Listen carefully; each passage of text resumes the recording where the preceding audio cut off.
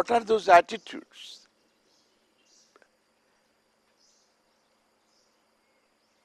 I said attitudes can be objective, can be subjective, they can be predominantly subjective or predominantly objective. We need to have predominantly objective attitudes. To command these attitudes, one has to understand the nature of means and ends.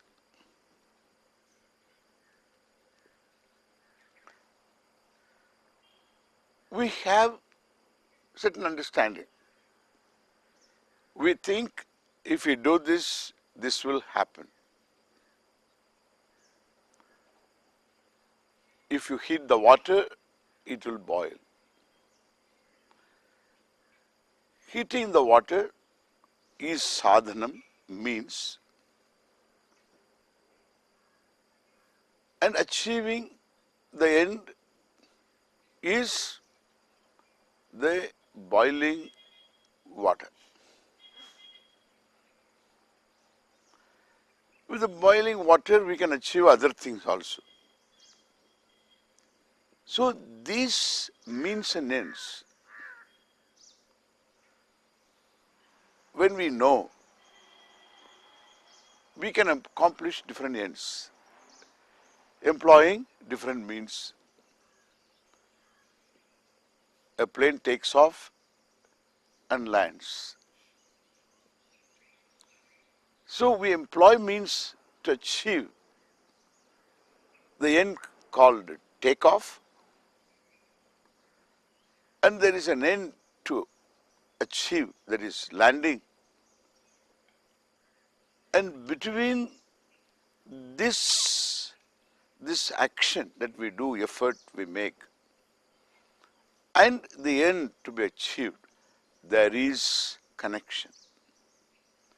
This connection is what we call sambandha. The means is known to us as sadhanam. The end is sadhyam. This knowledge we have. We need to know something more. It's not enough that we know this is the means, this is the end, because sometimes we don't achieve the end in spite of our knowledge of means and ends. This is what we say, we don't call all the shots. So we can safely say one has a choice to employ a means expecting an end. This is what we call karma adhikara. Adhikara, choice, freedom. One can do maybe a given action to achieve a given end,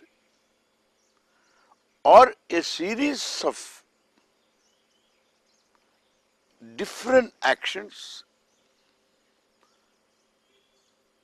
to achieve a given end.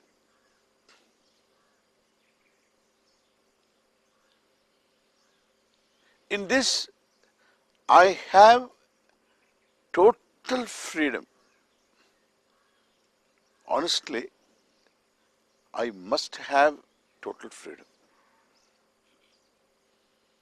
it will be wonderful to enjoy that total freedom to do or not to do. I don't allow myself to any pressure, either from within or from without, to do or not to do. That takes tremendous freedom. We will discuss about that freedom later. Here, this much we understand, that I have a choice over my action. The choice in different degrees. One people have, one can command. Then once action performed, the result is taken care of. So between the action, means and the end, the sambandha is already given. I have no choice over that. I can't change this sambandha. This sambandha we cannot change. We can only understand this sambandha, this relationship, this connection between an action and its result.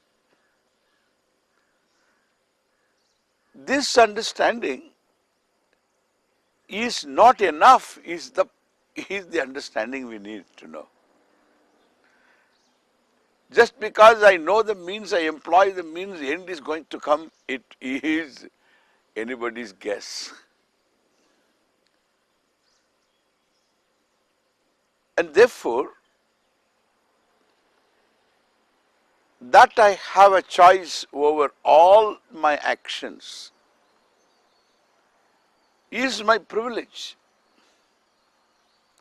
But once action performed, the result is taken care of by the laws. The laws also we do not know all of them. The laws that we know are some, and our knowledge is incomplete. I don't think it is ever going to be complete. We don't need that also. But we can improve. Whatever we know, we can improve. The various laws that govern action and its result. Now, in our heritage, a certain knowledge we have received and preserved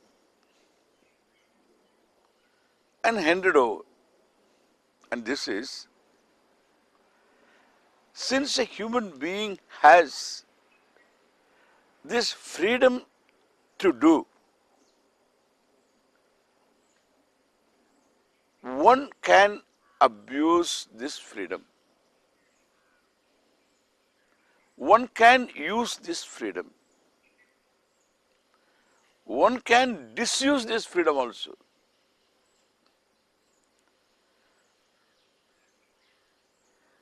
When I use this freedom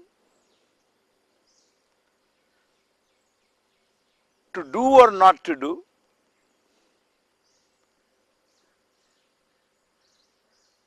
I have a certain space. Inside, I have a certain space. It's a new way of saying it. It is nothing but the capacity to deliberately choose an action or an undertaking. Desires are many. They can pass as fancies if I don't have any truck with them. If I don't back them up, they pass away. But the ones that I choose to fulfill are responsible for my undertakings. There again, all the way I enjoy freedom. I can do this, I can change. All the way I enjoy this freedom. My commitment to one particular plan need not be so sacred that I can't change the plan. That is, I lose to my own plan. I lose my freedom to my own plan. I must enjoy the freedom all the way. A capacity to revise the plan. In the wake of better understanding of means and ends. In the process of achieving something, I learn much more than what I knew before undertaking. I thought this would be enough. But while doing, I begin to understand various things. So I revise my plans. That means I enjoy the freedom all the way. In this alone, I have choice. I should exercise my choice. This is what we say karma adhikara.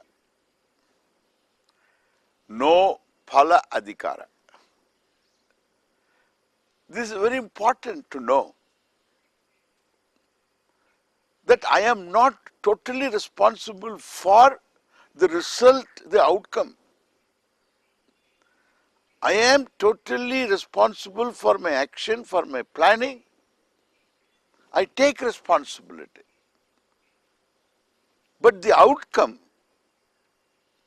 I am not totally responsible because I don't know. I don't know all that is there. And therefore, it is important for us to understand that karmani eva adhikaraha. I have choice only with reference to action, effort, planning, revising the plan, keep doing, perseverance. In all this I have choice. But the result depends upon a lot of things. And what I have said, received one special something. There is among the laws, various laws, one law, that is the law of my own past actions, called karma. We do not know what exactly is responsible for me to just miss the bus, even though I did everything. So this missing the bus is always there. So we say, in all cultures, by a word we say this, the hidden variable, a word equivalent to luck and bad luck, correct? Everybody has it. Everybody must have it. In every dialect, it must be there. A primitive man went out to get some food, and he went out, he got food, hunting perhaps, and then another day he was not lucky. one day he was lucky. So he had to say, the primitive man had to say, I came back. Somebody asked him, his family people perhaps, asked him, how come you come back? I was lucky. And how come today you didn't come back? So many whole day you were out. What happened? I was not lucky.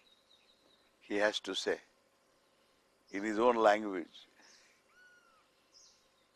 You know, the primitive man's language, whatever that language, he has got to say, I was lucky, I was not lucky. This is true. This our masters have handed over. This they recognized and handed over their recognition. That knowledge, the knowledge is there is such a law called the law of karma. It is based upon your choice. One side of the law is the law of dharma. We will talk about that later. The law of dharma. The other side is the law of karma. If there is no law of dharma, there is no law of karma. If there is a law of dharma, there must be a law of karma. Implications we will analyze later. Therefore, I should take into account that there are many reasons for my not getting what I wanted, or getting more than what I wanted, or equal to my expectation, or less than or opposite. I said, for all these there are laws we should recognize. That I don't know all of them.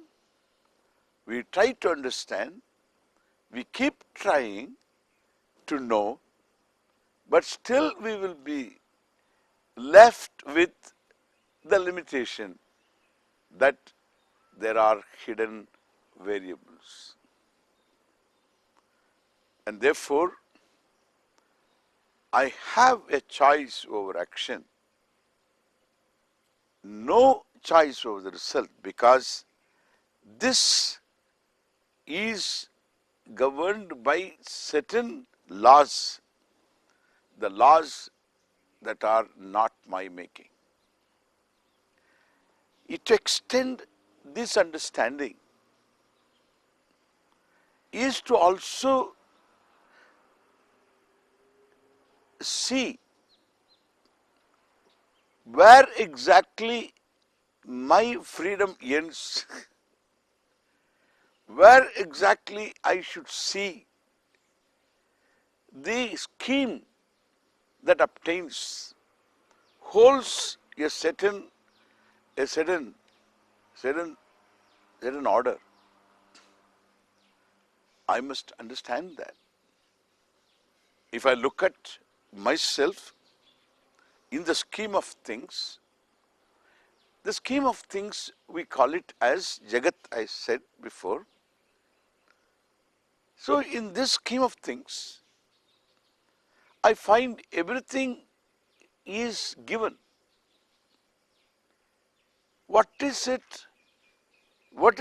that I really produce of my own will, of my own effort in this scheme? If I analyze, it is not very difficult to understand. Everything is given honestly. Means and ends are given. and the scheme in which these means and ends obtained given, the whole Jagat, the various forces that are there given, laws are given, laws of what we call that, the laws of gravitation, the forces, strong force, weak force, electromagnetic force, all the forces are given. Then in our own solar system, the sun is given, and that it is emitting this light and heat that is given, and the earth is going round the sun is given, and the earth is going, says, is circling around the sun, itself rotating, given, and there is a tilt also given. All this give rise to varieties of phenomena. Everything is given. That I need to be born. So through parents, that is also I need to have parents is given. And that I am born as a baby given. That this body is capable of growing into an adult given. And it is subject to old age, etc., and death given. And within a certain range, I can handle this body in a certain way given. It's subject to illness given. And the illness can be cured also given.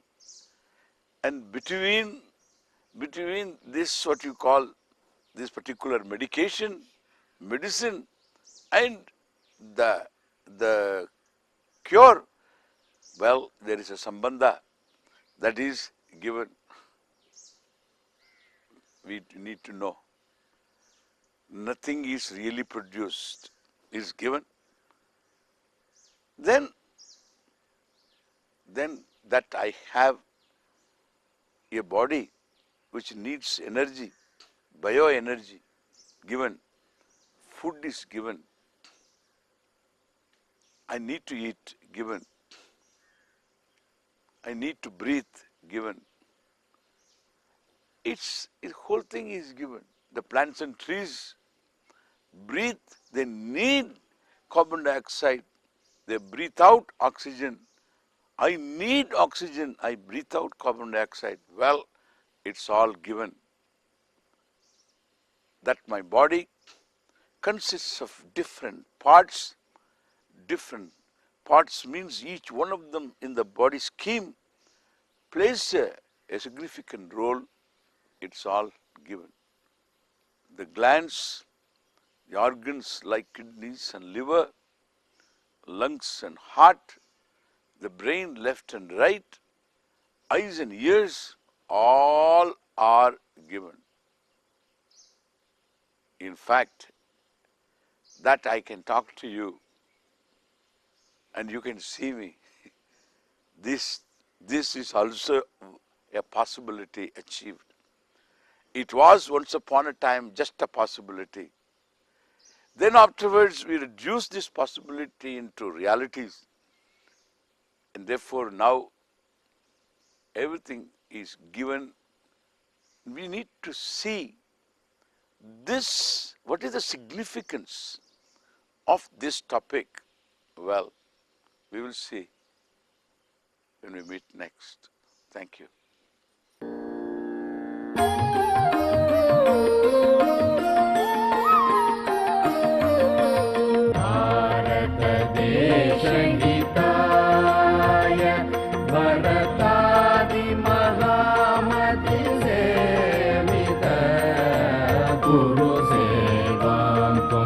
Guru Seva